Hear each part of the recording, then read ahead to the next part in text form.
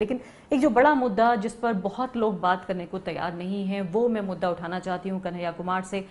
वो ये है कि जिस तरह से जो छात्र नेता हैं और खासकर छात्र हैं जो नेता भी नहीं हैं, उनमें बहुत ज़्यादा हाई प्रोफाइल नेता भी नहीं रहे, उनको किस तरह से यूएपीए के तहत, अनलॉफुल एक्टिविटीज़ प्रिवेंशन एक्ट के तहत, जो आतंकवादियों पर या आतंकवाद के निरोध के लिए जो कानून बना है वो छात्रों पर लग रहा है, उसको लेकर आखिर क्यों तमाम लोकतांत्रिक संस्थाएं वो क्यों खामोश हैं, क्यों विपक्ष खामोश है? क्या इन छात्रों की जगह, असली जगह जेल ही है? कन्हैया, कैसे देख रहे हैं आप इसको?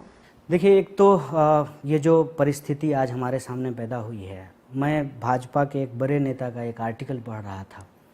क्या ऑडिसिटी है उसको देखिए। उन्होंने कहा कि विपक्ष को इस दौर में किस तरीके से अपनी भूमिका निभानी चाहिए। सत्ता पक्ष का एक आदमी आर्टिकल लिख रहा है कि विपक्ष को उसकी अपनी कैसी भूमिका निभानी चाहिए। बार बार ये कहा जाता है कि इस दौर में राजनीति नहीं होनी चाहिए।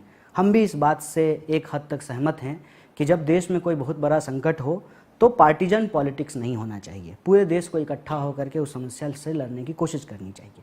लेकिन आप देखेंगे कि कोरोना महामारी जो ही आया, जो ही इस देश में लॉकडाउन लगा, तो सबसे पहले बदले की राजनीति की शुरुआत सत्ता पक्ष के द्वारा की गई। पुराने मामलों को निकाल करके न सिर्फ स्टूडेंट लीडर को बल्कि मानव अधिकार के जो कार्यकर्ता हैं, जो बुद्धिजीवी हैं, पत्रकार हैं, किसी भी चीज़ का रिपोर्टिंग करने के चलते न सिर्फ उनका न्यूज़ पोर्टल बंद किया गया बल्कि उनके ऊपर सेडिशन जैसे केस किए गए। अब ये बात अपने आप में जो है आज स्पष्ट हो चुकी है। सरकार कह रही है कि मजदूरों की मदद कीजिए, सरकार कह रहे हैं कि गरीबों की मदद कीजिए। यही बात कोई व्यक्ति कह दे कि आप सरकार मजदूर की मदद कीजिए और गरीब की मदद कीजिए, तो उसको देशद्रोही कहना शुरू कर देते हैं। ये कहना शुरू कर देते हैं कि आप राजनीति कर रहे हैं। राजनीति, बदले की राजनीति संकट के दौर में होना, ये अपने आप में बहुत दुख की बात है। ये लगातार हो रहा है। आप जामिया के स्टूडेंट को देख लीजिए, किस तरीके से उनको पुराने मामलों में जो है बेसिर पैर के तर्क के साथ जो है उनको गिरफ्तार किया गया है और ख़तरनाक कानून के तहत, मतलब ऐसा लगता है जैसे वो कोई दुर्दांत अपराधी हों, कोई आतंकवादी हों।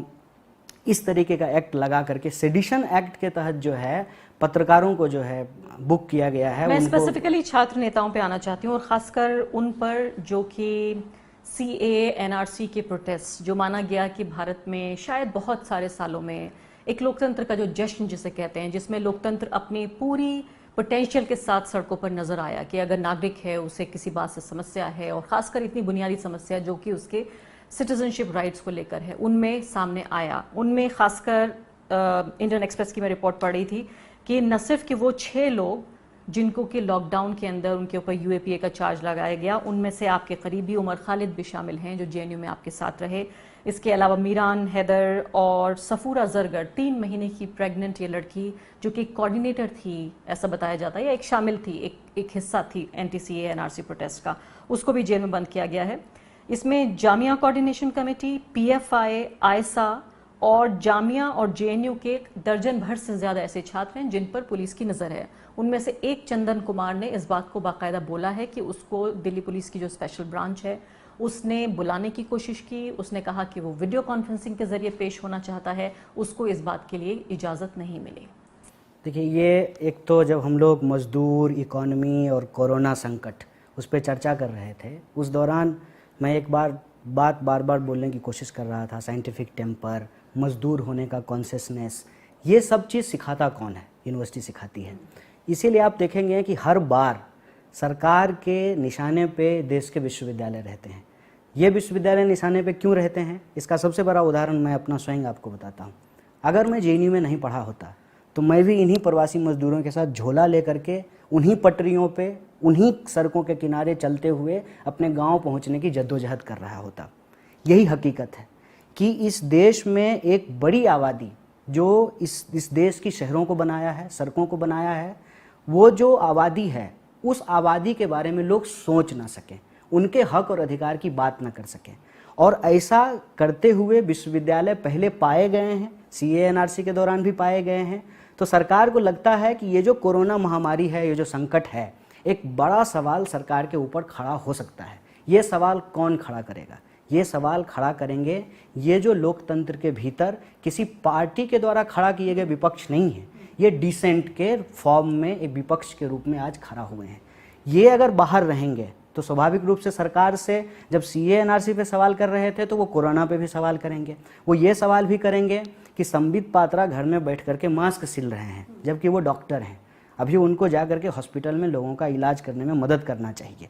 वो हर दिन टीवी पे बैठ करके बिना सिर पैर की बात करके सरकार को कुतर्क से जो है सही साबित करने की कोशिश करते हुए नजर आते हैं। दूसरे डॉक्टर हैं डॉक्टर कफील, जो जेलों में बंद पड़े हुए हैं, जो अलग अलग समस्याओं के दौरान, चाहे बिहार में बाढ़ आई हो, चाहे बिहार में चमकी बुखार आया हो, वो खड़ा होकर के लोगों की मदद कर रहे थे। तो ये जो एक बाइनरी है, इसको हम लोगों को समझना पड़ेगा। लेकिन करिए दो पहलू हैं इसके। पहली बात तो मैं ये जानना चाहती हूँ कि क्या इन लोगों को दिल्ली हिंसा की बात कह के, और दिल्ली पुलिस कह रही है कि हमने बहुत साइंटिफिक हमारे पास एविडेंस है जिसके आधार पर हम ये कह रहे हैं, तो क्या इनको सीए एनआरसी प्रोटेस्ट में सज़ा के तौर पर, प्रोटेस्ट में हिस्सा लेने के लिए सज़ा के तौर पर इनके ऊपर ये मुकदमे दायर किए जा रहे हैं, पहली बात, या फिर लॉकडाउन खत्म होने के बाद ये पूरा आंदोलन फिर से खड़ा ना हो जाए तो इसकी रीढ़ की हड्डी तोड़ दिए जाए, क्योंकि यही जो एक्टिविस्ट हैं यही इसकी रीढ़ की हड्डी थे, ये कोशिश की जा रही है। दोनों में से कौन सी तस्वीर आपको ठीक लगती है? देखिए, एक बात तो ये है कि लॉकडाउन के बाद देश और दुनिया की राजनीति पूरी तरीके से बदल जाएगी, और सिर्फ राजनीति नहीं बदलेगी, ऑफिस का कल्चर बदल जाएगा, काम करने का तरीका बदल जाएगा, लोगों का सोशल बिहेवियर बदल जाएगा। और मुझे तो एक बात जो बार बार लग रही है, जो इस दौरान बहुत सारे लोगों के द्वारा नहीं बोली जा रही है, मुझे तो लगता है कि हमारे देश में मानसिक तनाव जो है एक सबसे बड़ा महामारी का रूप धारण करने जा रहा है। एक बहुत बड़ी समस्या जो है ये, चूँकि 45 साल में सबसे ज़्यादा बेरोजगारी देश में पहले से थी, इकॉनमी का जिस तरीके से आज दिवाला निकला है, जिस तरीके से लोगों के काम धंधे बंद हुए हैं, मुझे लगता है कि मानसिक तनाव जो है बहुत बड़ी समस्या बनने जा रही है। तो आगे लॉकडाउन के बाद क्या होगा, फिर से प्रोटेस्ट खड़ा हो जाएगा, मुझे ये संभावना थोड़ी छीन लगती है। ये संभावना मुझे ज़्यादा प्रबल लगती है जिस वजह से हमेशा अपोजिशन को काउंटर किया जाता है, टारगेट किया जाता है। जैसे मैं उदाहरण देता हूँ आपको कि जो ही लॉकडाउन शुरू हुआ, एक पोस्टर जो है वो इंटरनेट पे घूमना शुरू हुआ, कुछ लोगों का पिक्चर लगा करके कि ये लोग कहाँ हैं। ऐसा लग रहा था कि वो सारे लोग जो हैं वो देश के स्वास्थ्य मंत्री हैं, गृह मंत्री हैं, वित्त मंत्री हैं, उनकी जिम्मेवारी है देश को चलाना। उसके बाद सबसे भौंडी तस्वीर जो आनी शुरू हुई कि एक केला लेकर के 18 आदमी, 9 आदमी दाएं से, 9 आदमी बाएं से, और बीच में एक बेचारा एक गरीब मजदूर, उस 18 आदमी एक केला उस मजदूर को देते हुए फोटो खिंचा रहे थे। ये दोनों चीज़ क्यों किया गया? इसको कहते हैं एक तीर में दो शिकार करना।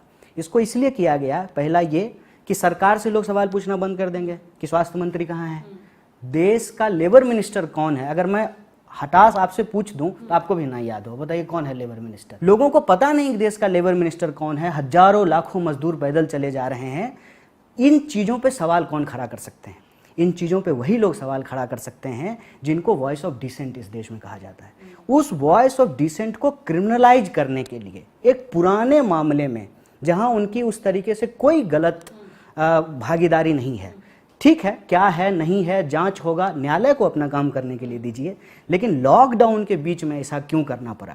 जब आप कह रहे हैं कि जेल से कैदियों को छोड़ना पड़ रहा है, काहे भाई कि जेल में कोरोना ना फैल जाए, और अंडर ट्रायल्स को रिहा किया जा रहा है, न सिर्फ कि भारत में पूरी दुनिया में रिहा किया गया। और यहाँ आप जबरदस्ती पकड़ के लोगों को, जो बीमार लोग हैं उनको पकड़ के जो है आप जेल में बंद कर रहे हैं। नहीं कन्हैया, एक बहुत साफ सवाल ये भी पूछना चाहती हूँ कि जिन एक्टिविस्ट को पकड़ा गया है उनमें 90% जो है वो मुस्लिम हैं, और इन मुस्लिम एक्टिविस्टों पे इल्ज़ाम ये लगाया जा रहा है कि ये दिल्ली हिंसा में शामिल रहे, इसकी वजह से इनके ऊपर यूएपीए के तहत इनके ऊपर जांच। ये दिल्ली बेस्ड हुआ है, ये दिल्ली बेस्ड हुआ है। लेकिन अगर मैं आपको दूसरे शहरों की बात करूं या दूसरे केस की बात करूं, आपके ही जो बिल्कुल मतलब सिद्धार्थ वरदराजन, हाँ, उनके ऊपर केस कर दिया गया यूपी में, ठीक किया गया। लेकिन मैं इसको इसलिए जोड़ना चाहती हूँ इससे कि इन एक्टिविस्ट को पकड़ा गया दिल्ली हिंसा के आरोप में, कि दिल्ली हिंसा में ये दिल्ली में रह रहे एक्टिविस्ट, इनको हम पूछताछ कर रहे हैं या इनके ऊपर इसका आरोप है। और आप ये देखिए कि दिल्ली हिंसा में मारे गए जो ज्यादातर लोग हैं, मोर देन 80% लोग, ये हम कह रहे हैं कि ये छोटे जगह तक हुआ है। हाँ, आप जो बात कह रहे हैं वो बिल्कुल ठीक है, उस बात से मैं इनकार नहीं कर रहा हूँ कि विक्टिम भी उसी कम्युनिटी से आ रहा है और जो उसका परपेट्रेटर है, जो आरोपी है, वो भी उसी कम्युनिटी से ये वही आ रहा है। टैक्टिस है ना जो मैं कह रहा था आपको,